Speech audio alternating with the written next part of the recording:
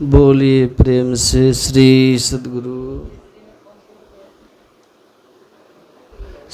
सद्गुरु महाराज की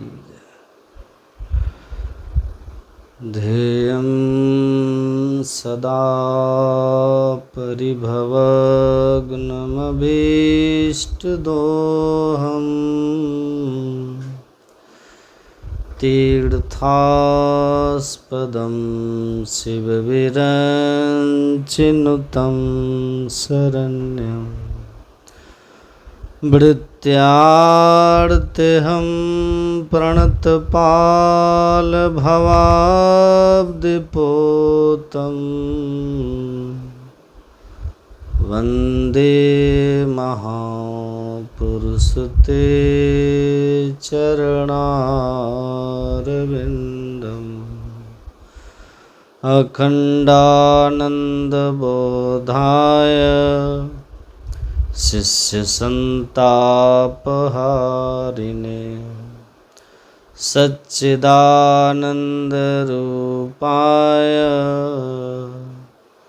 रामाय गुरुवे नमः। धन्य धन्य सद्गुरु सुखद महिमा कही न जाए, जो कुछ कहूँ तो मेरी कृपा मोतें कछु न बसाए। बोलिए प्रेम से श्री सद्गुरु महाराज की जय।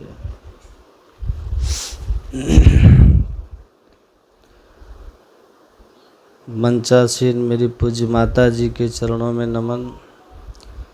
परम आदरणीय श्री प्रकाश अग्रवाल जी एवं उनकी धर्म पत्नी, क्या नाम है उनका, प्रीति अग्रवाल जी, और उनकी पूज्य माता जी यहाँ आज त्रिदिवसीय संतमत सत्संग और ध्यान का आयोजन श्रद्धेय श्री प्रकाश अग्रवाल जी के द्वारा अपने आवास में रखा गया है, जो 17 को समाप्त होना है। नहीं,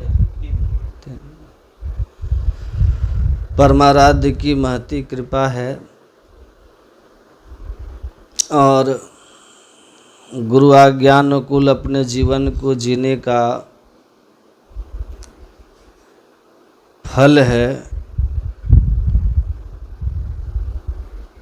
कि आध्यात्मिक उन्नति के साथ साथ ये भौतिक प्रगति में उत्तरोत्तर कर रहे हैं।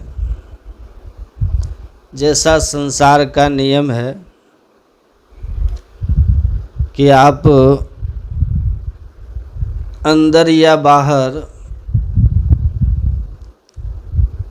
किसी और प्रगति करेंगे तो अंदर की ओर रिद्धि सिद्धि प्रेरई बहु भाई, रिद्धि सिद्धि विघ्न बनकर आते हैं। तो बाहरी भौतिक उन्नति में संसार के बहुत से चीज़ें विघ्न बन के आती है, लेकिन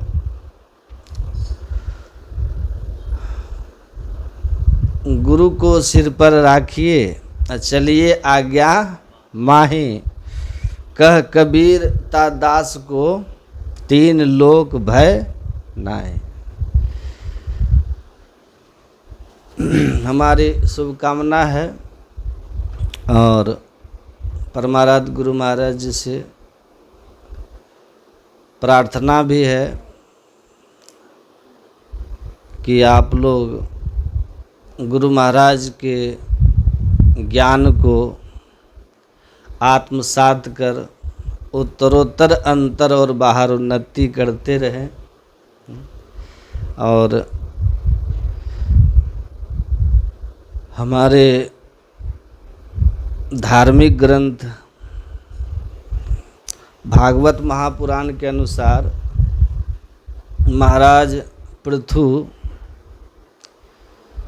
इस धरा के पहले चक्रवर्ती सम्राट हुए पृथु। और महाराज पृथु के नाम पर हम इस धरती माँ को पृथ्वी कहते हैं, पृथ्वी के नाम से भी जानते हैं। उनके राजभवन में, पृथु के राजभवन में आदि ऋषि सनत कुमार, सनत सनंदन सनातन और सनत कुमार, इन लोगों का आगमन हुआ। अब बड़े स्वागत आओ भगत करके राजा पृथु ने वंदना करते हुए कहा, व्याला लया द्रुमावय तय परिक्तः खिल संपदः यद गृहास्तीर्थ पाद्य तीर्थ विवर्जितः। राजा पृथु कहते हैं कि हे महामुनि, हे आदि ऋषि, वह महल कितना भी सांसारिक सुख सुविधाओं से युक्त क्यों न हो, कितना भी भौतिक संसाधनों से युक्त क्यों न हो, लेकिन वह तब तक मानव निवास का स्थान नहीं होता, नहीं बनता, जब तक कि तीर्थों को पावन करने वाले किसी संत के चरण धूलि नहीं पड़ती। जैसे कोई वृक्ष बहुत ही सुंदर और स्वादिष्ट आकर्षक फलों से लदा हो कोई वृक्ष, पर अगर उस वृक्ष के हर डाल पर विषधर हो, नाग हो,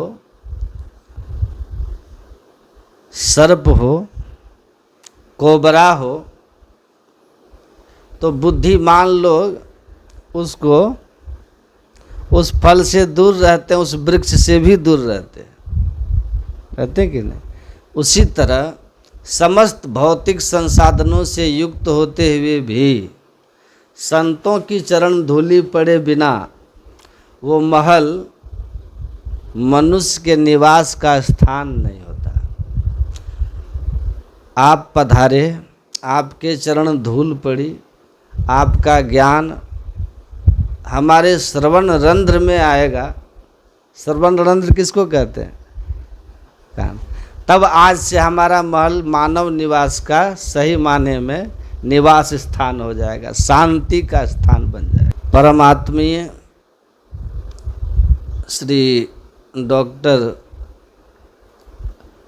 प्रकाश अग्रवाल जी और उनकी धर्मपत्नी श्रीमती प्रीति अग्रवाल जी और उनके पुत्र श्री आदित्य जी और विनय जी और उनकी पूज्य माता जी, आप सब लोग यहाँ उपस्थित हैं।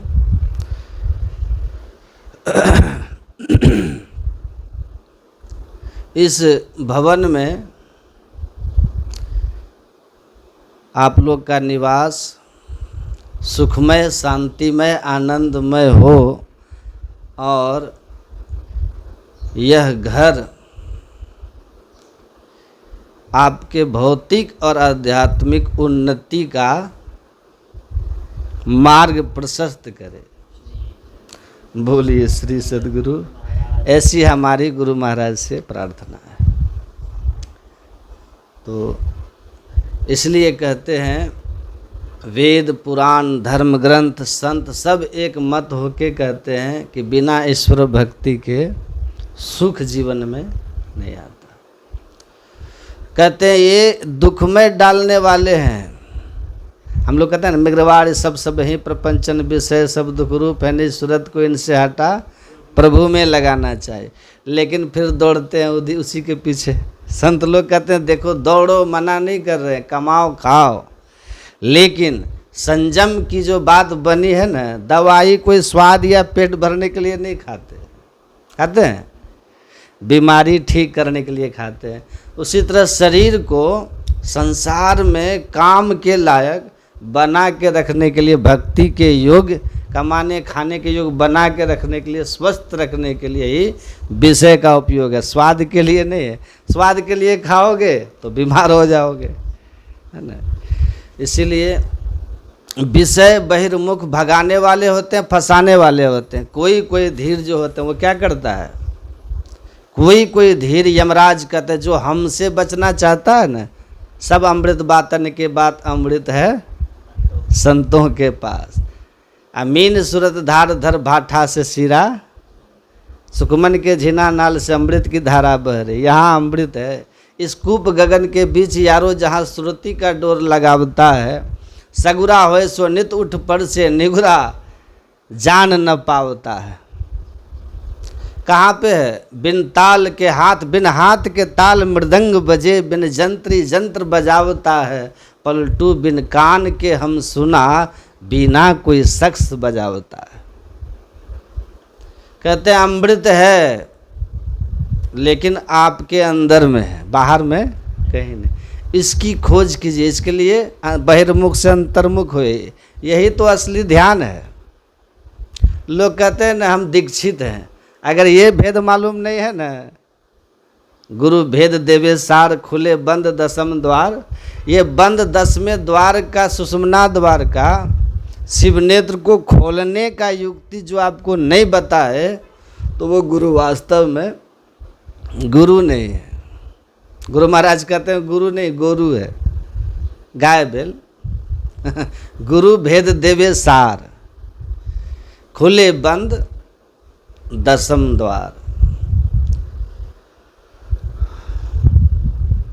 हो ब्रह्मांड में पैसार। अमृत मिल जाएगा आपको, 10वें द्वार का भेद जानिएगा तब। यही भेद सीखना है, आज सीख के करना है।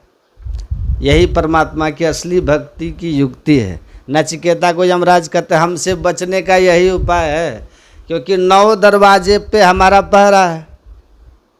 9 द्वार, 2 आँख, 2 कान, 2 नाक, मुंह, मलमूत्र, इन 9 द्वार से प्राणांत जब होता है, जब मरने लगते हैं, इन्हीं 9 द्वार से निकलते हैं। 9 द्वार पे जम बैठा रहता है।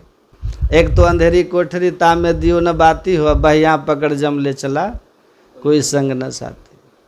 पकड़ लेते हैं, ले जाते हैं, कर्म फल भोगवाते हैं, नरक स्वर्ग का, फिर संसार चक्र। तो ये चलता रहता है। 10वां द्वार मोक्ष का द्वार है, अमृत पान कीजिए, अमर हो जाइए। ये अपने अंदर में अमृत रस चूरा है, मोक्ष रस है।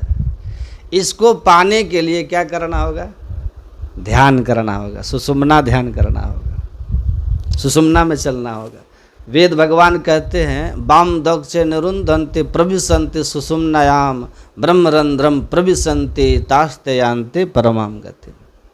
बाएं दाएं दृष्टि की धारों को जो निरुद्ध करके सुषुम्ना शिवनेत्र में केंद्रित कर लेते हैं, वही वास्तव में परम गति को प्राप्त करते हैं, मुक्ति को प्राप्त करते हैं, अमरता को प्राप्त करते हैं, दुख से छूट जाते हैं। इसलिए 10वें द्वार की ओर चलिए, तब सुख पाओ रे भाई। असली सुख वहीं मिलेगा 10वें द्वार में, मोक्ष वहीं मिलेगा 10वें द्वार में।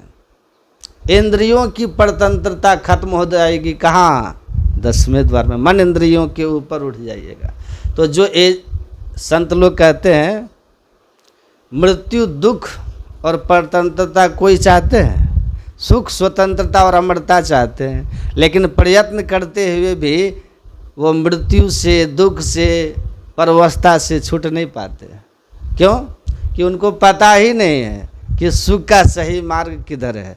संत लोग बहुत पहले, भारतीय ऋषियों ने इसको स्थापित कर दिया कि सुख, शांति, आनंद, अमरता वो आपके 10वें द्वार से होकर के ही निकलने पर होता है। इसमें प्रवेश करके आगे बढ़ के परमात्मा की अनुभूति अपने अंदर में ही करना होता है। और तब सुख शांति और आनंद मिल जाता है। इसलिए परमात्मा की अनुभूति करने के लिए परमात्मा की भक्ति कीजिए, ध्यान कीजिए, उनमें ऐसा प्रेम हो जाए ईश्वर से, परमात्मा प्रभु व्यापक सर्वत्र समाना, प्रेम ते प्रकट वही में जाना। प्रेम ऐसा होना चाहिए। ऐसी युक्ति बताते हैं ना गुरु कि परमात्मा से अतिशय प्रेम हो जाता है, और परमात्मा का प्रेम, गुरु की कृपा उस मोक्ष के द्वार को खोल देता है। उसी की युक्ति तो सत्संग में बताई जाती है। यही तो असली भजन भेद है। लेकिन दुर्भाग्य ये है कि ये असली बात बताने वाले लोग है ही नहीं। केवल वही आपको मिलेंगे, राधे राधे श्याम मिला दे और आप भी जाएंगे, वो नाचेंगे, आप बैठ के ताली बजाएंगे, आप उठ के नाचेंगे, आप लुटाएंगे, वो लूटेंगे, निकल लेंगे है ना। सब माया है कहेगा, उनके चरण में डाल दो, वो झोला में डालेंगे, निकल लेंगे ये भेद आपको नहीं बताएंगे। ये असली भेद है, ये जानते ही नहीं लोग ना। ये तो बड़े जन्मों के पुण्य प्रारब्ध जब होता है, पुण्य पुंज बिन मिले न संता, बहुत जन्म का पुण्य जब जमा होता है तब ये भेद पता चलता है। ऐसा सत्संग सुनने के लिए मिलता है ना। लेकिन दुर्भाग्य है कि लोग सुनना नहीं चाहते, क्योंकि पूंजी रहेगा तब ना। गुरु महाराज खुद बोले, मैं संत मत के सत्संग का विरोधी था गुरु महाराज, क्योंकि मुझे लगता था कि ये लोग गुरु को नहीं मानते। लेकिन जब धीरज लाल गुप्त के साथ उनकी वार्ता हुई और तब उनको समझ में आया कि संत मत सभी संतों का, सभी धर्म ग्रंथों का सम्मान करता है और सबके सार ज्ञान को रख देता है। जैसे भंवरा होता है ना, सब फूलों पर बैठता है और सब फूल से केवल पराग निकाल लेता है, शहद को, उसी तरह ये संत मत का ज्ञान है। ये दुनिया के सब धर्म ग्रंथों से काम की बात निकाल लेता है, सार सार को गही लिया, थोथा दियो उड़ा है, कल्याण की बात है। तो कल्याण की बात करता है। तो हमारे गुरु महाराज बाद में जब समझे, खुद सदगुरु महर्षि में ही परमहंस जी महाराज का पढ़ लीजिए कि मैं पहले विरोधी था, क्योंकि वो थे दरिया पंथ में। लेकिन जब संत मत समझ में आया इनको, तो संत मत में आ करके कहते हैं, मैं बहुत मतांतर में गया, भटका, पंथ में गया, संत मत में आकर के जाना कि इससे बढ़ के कुछ भी नहीं है। शांति का स्थान अगर मुझे कहीं दिखा तो वो संत में ही दिखा, संत मत में दिखा। क्यों? क्योंकि यहाँ सार ज्ञान है। बाहरी और पंथाई भावों को हटाकर संतों के मूल एवं सार विचारों को ग्रहण किया जाए तो यही सिद्ध होगा कि सब संतों का एक ही मत है। और वो एक मत यही है कि सत्संग नित और ध्यान नित रहिए करत, संलग्न हो, दे विचार चोरी नशा हिंसा झूठ तजना, यही मूल बात है। माया के बंधन में रहोगे, दुख में रहोगे। माया से मुक्त होना है तो भक्ति कीजिए, ध्यान कीजिए। इसके लिए मानस जप, मानस ध्यान, दृष्टि योग और नादि योग 4 तरह की साधनाएं हैं। इन चारों साधनाओं को करने से पहले की 2 साधना मंत्र जप इष्ट रूप का ध्यान से हमारे चित्त को शुद्ध करता है, सात्विक करता है, सतोगुणी बना देता है राजस तमस गुणों से, और तब हमारा मन भक्ति ध्यान सत्कर्म में लगने लगता है। और तब दृष्टि योग की साधना करते हैं, जिसमें दृष्टि योग में दृष्टि को इस तरह से रखते हैं गुरु निर्दिष्ट स्थान में कि दोनों दृष्टि की धारे एक बिंदुता पे जाके मिल जाती है। तेजो बिंदु परम ध्यानम विश्वात हृदय संस्थितम। ऐसा होने से सुषुम्ना जो अभी बंद है वो खुल जाता है, 10वां द्वार खुल जाता है, 3रा नेत्र खुल जाता है। और तब अमृत रस जो है ना अपने अंदर में जो छू रहा है 10वें द्वार में, तीरथ पर से 360, 10वें द्वारे चूहे भाटी, तीरथ पर से 360। गुरु नानक देव कहते 10वें द्वार में ऐसा अमृत रस चू रहा है ना कि उसमें चले गए ना, एक बार घुस गए ना उसमें, तो 365 दिन तीर्थ स्नान करने का आपको पुण्य मिल रहा है। और ये कैसा तीर्थ है? कहते हैं तत्र स्नानम प्रकुर्वितः सर्व पापे प्रमुच्यते। सारे पाप का नाश हो जाता है। भगवान शिव कहते हैं माता पार्वती से सिरह कपाले रुद्राक्षम, ये कपाल है, विभ्रम चिंतयेद यदा तदा ज्योति प्रकाशस्याद विद्युत पुंज समप्रभ एतत् चिंतन मात्रेण पापानाम संक्षयो भवेद दुराचारों को पुरुष लभते परमम पदम। भगवान शिव कहते हैं पार्वती सिर के कपाल भाग में नीचे रुद्राक्ष है। रुद्र मतलब शिव, अक्ष माने आँख, नेत्र, शिव नेत्र है, रुद्राक्ष है। लोग हाथ में भी बांधते हैं, गले में भी पहनते हैं रुद्राक्ष। अब भगवान शिव क्या कहते हैं, रुद्राक्ष यहाँ है वो अभी बंद है, उसको खोलने का भेद गुरु बताते हैं। यही असली भक्ति है, यही असली मुक्ति का मार्ग है। अब बाकी तो कर ही रहे हो, और क्या मिला आज तक अनुभव कर ही रहे हो। क्या मिला, ओम जय जगदीश हरे भक्त जनों के संकट क्षण में दूर करे, गाते गाते उमरिया बीत गई लेकिन दुख जीवन का संग नहीं छूटा, है ना, छूटा। कहते हैं संत लोग की जरा आगे की पंक्ति पे ध्यान दे देते कि जो ध्यावे सुख पावे कष्ट मिटे तन का, कि जो ध्यान करता उसको ये फल मिलता है। और वो ध्यान करना सीख लेता और ध्यान किया होता तो 10वां द्वार खुल गया होता और सब कष्ट दुख दूर हो गया होता। लेकिन गाते गाते मर जाते, गाने से कुछ नहीं होता। मुक्ति न होवे नाचे गावे, मुक्ति न होवे मृदंग बजावे, मुक्ति न होवे तीरथ डोले, मुक्ति न होवे साखी पद बोले, इनसे मुक्ति नहीं होती। मुक्ति तो यहाँ है, इस मार्ग में प्रवेश करके चल के होता है। ये मोक्ष का साधन धाम मोक्ष कर द्वारा, इसका भेद जानिए। आँख बंद करके अपने से ध्यान लगाएंगे, आँख खराब हो जाता है। गुरु चाहिए ना, कैसे ध्यान लगाना है, कहाँ दृष्टि ठिकाना है, ये असली भेद जानना है। भगवान कहते हैं जैसे यहाँ पे दृष्टि रुद्राक्ष शिव नेत्र में दृष्टि जैसे केंद्रित होती है, जाकर सुई में धागा डालते हो ना, एकदम नज़र समेट लेते हो, वैसे फैली हुई दृष्टि को एकदम समेट लेते हो जब, तो आपका शिव नेत्र खुलने लगता है। वहाँ ज्योति प्रकाश विद्युत पुंज समप्रभ चमकती हुई बिजलियों की तरह वहाँ पे ज्योति प्रकट होता है। और उस ज्योति के दर्शन से क्या होता है, उस प्रकाश में सर्व पापः प्रमुच्यते, हमारा सारा पाप खत्म हो जाता है। यदि शैल समम पापम विस्तीर्णम बहुयोजनम विद्यते ध्यान योगेन नान्यो भेदः कदाचन, है ना। अब बाकी कहीं दुनिया में जाओ पाप खत्म नहीं होता। तीर्थ में डुबकी मारने से पाप खत्म नहीं होता, ना गंगा में डुबकी मारने से होता है। भीष्म पितामह को देखिए, माता गंगा के गर्भ से ही पैदा हुए थे ना, गंगा में ही पले बढ़े। और जब एक बार आवाहन करते थे माते, माँ गंगा सामने आ जाती थी, हैं। उनको भी बानों की सैया पे लेटना पड़ गया। और भगवान कृष्ण से पूछे कि कौन सा ऐसा पाप है जिसके कारण मुझे इतना कष्ट मिल रहा है कि शरीर का पूरा बान ही बान है शरीर में, 100 जन्म तक तो हम अपना योग बल से देख रहे हैं। तब भगवान कृष्ण ने कहा जब से सृष्टि है तब से तुम हो, हैं। तुम सभी जन्म जानते हो, उसके पहले के एक जन्म में आप राजा थे। एक सांप वृद्ध जो जा रहा था, चल नहीं पा रहा था, आप राजमद में आकर के धनुष से उठा करके, बाण से उठा के बबूल के पेड़ पे फेंक दिए थे।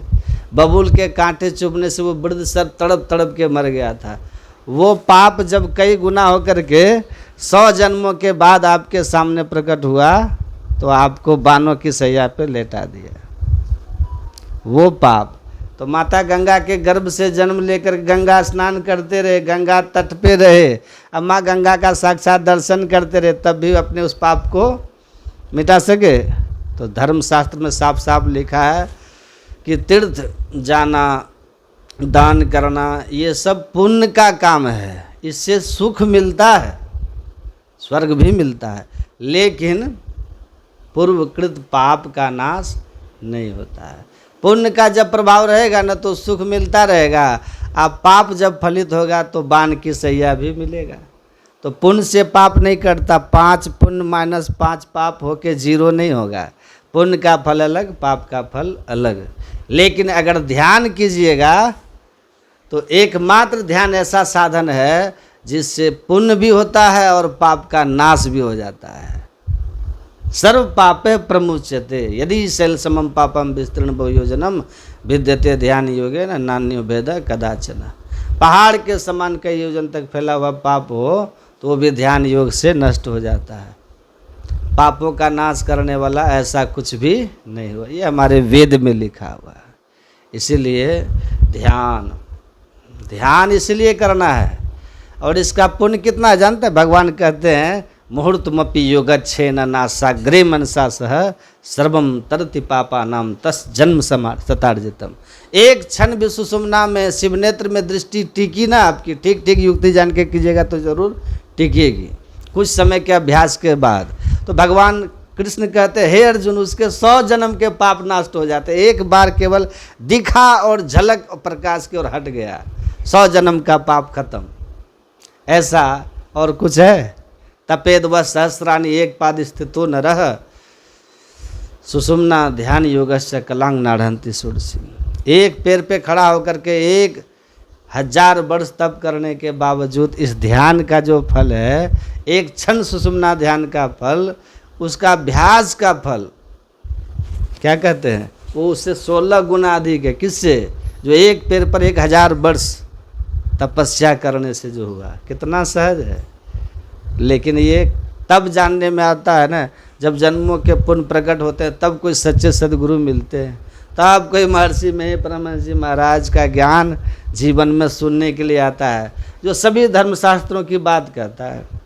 वेद उपनिषद गीता रामायण से ला के रख देते कि देख लो पढ़ लो, ये सच है, यही है, यही ज्ञान है। जो इसको पकड़ लेंगे, सुनेंगे, समझेंगे, उनको लाभ होगा। अब भक्ति यही है। अंतरपद चलिए। 4 साधनाएं भक्ति में है। मंत्र जप, इष्ट रूप का ध्यान, बिंदु और नाद ध्यान। अपने अंदर में जब सुषुम्ना खुल जाता है ना, तो अंतः प्रकाश होता है और उसमें ईश्वर का अंतर्नाद भी सुनाई देता है। तो अगर बाहर कहीं आवाज़ होती है, माइक बज रहा हो, तो आप बिना पूछे सुनते सुनते यहाँ आ जाइएगा। अंधेरे में कोई आदमी आपको पुकार रहा हो कि इधर आ जाओ, तो आप अंधेरे में भी चले जाएंगे, खेत खलियान कहीं भी है, तो केवल आवाज़ को सुन करके। क्योंकि आवाज़ जो होती है ना, जहाँ से निकल रहा है वहाँ तक का रास्ता भी बता रहा है ना। उसी तरह से ईश्वर से निकलने वाली ध्वनि अपने अंदर में होती है। जब दृष्टि का पूर्ण सिमटाव हो जाता ना, तो बहिर्मुख से अंतर्मुख हो जाते हैं, 9 द्वार से 10वें द्वार में केंद्रित होते हैं। तो प्रकाश के साथ साथ शब्द भी सुनाई देने लगता है। बिजली कड़कती है तो बादल कुछ देर के बाद गरजता भी है। गरजता है कि नहीं? जब भी बिजली कड़केगी तो बादल गरजेगा, है कि नहीं? उसी तरह जैसे अंतर प्रकाश होता है तो अंतर्नाद भी सुनाई देता है। उस अंतर्नाद को सुनिएगा ना, तो जो सुनने की युक्ति सीख के सुनेंगे, तो परमात्मा की ओर से आने वाली जो ध्वनि है, जो परमात्मा से निकली है, अनेक तरह की ध्वनि में वो एक ध्वनि बजती है अंदर, उसको पकड़ लेता है साधक गुरु की युक्ति से। अब वो शब्द चुंबक की तरह रास्ता बनाता हुआ, हमको खींचता हुआ परमात्मा तक हमको पहुंचा देता है। क्या ये बहुत सरल और सहज साधन है ध्यान। इसको सभी लोग कर सकते हैं, पढ़े अनपढ़, है ना, सब कर सकते हैं। विप्र भंगी अपढ़ पढ़ुआ, पढ़ुआ मतलब पढ़े लिखे, गुरु महाराज की भाषा है पढ़ुआ, है ना। विप्र भंगी अपढ़ पढ़ुआ करो तरी हो निःशंक हो। जो पढ़े लिखे हैं और जो वो भी कर सकते हैं, जो नहीं पढ़े लिखे हैं वो भी कर सकते हैं। करो तरी हो निःशंक हो। निःशंक हो मतलब कोई शंका की बात नहीं है। ब्राह्मण भी कर सकते हैं और भंगी भी कर सकते हैं, जितने मनुष्य तनधारी है। बस गुरु की युक्ति चाहिए और क्या चाहिए? पाप कर्मों से मुक्ति चाहिए। पाप कर्म, खान पान को शुद्ध रख करके, झूठ चोरी नशा हिंसा बेविचार से अपने को अलग रख करके जो साधन इसको करेंगे, वो गुरु की कृपा से इस साधना में आगे बढ़ेंगे, त्वरित प्रगति करेंगे और आपका परम कल्याण हो जाएगा। इसलिए गोस्वामी जी कहते हैं, इसको अच्छी तरह से याद कर लो, कंठस्थ कर लो। और जब भी कभी मन में कोई भ्रम आए ना, तो इस बात को याद रखिएगा, पानी को मथने से घी, अब बालू के मथने से तेल हो जाए, होगा कभी, लेकिन हो जाए। लेकिन बिना इस तरह की भक्ति किए हुए, ऐसी भक्ति किए हुए, कभी आप जन्म मरण के चक्र से या फिर इंद्रियों की गुलामी से, या फिर आप दुख से छूट जाओगे, ये बिल्कुल असंभव है। ये हो ही नहीं सकता है, ये असंभव है। सब असंभव संभव, all impossible, all impossible are possible, but without the devotion of God a person can be happy in his life, this is impossible। सारा संभव संभव, लेकिन बिना ध्यान के सुख पा लेना, ये असंभव कभी संभव नहीं हो सकता, ये संभव नहीं हो सकता। तो संत महापुरुष एक मत होके यही समझाते हैं कि परमात्मा की भक्ति कीजिए, ध्यान कीजिए, तो आपका कल्याण होगा। समय हो गया 8, है ना। बोलिए प्रेम से श्री सद्गुरु महाराज। आरती संग सतगुरु के कीजय, अंतर ज्योत कोतल लीजय। 5 तत्व तन अग्नि जराय,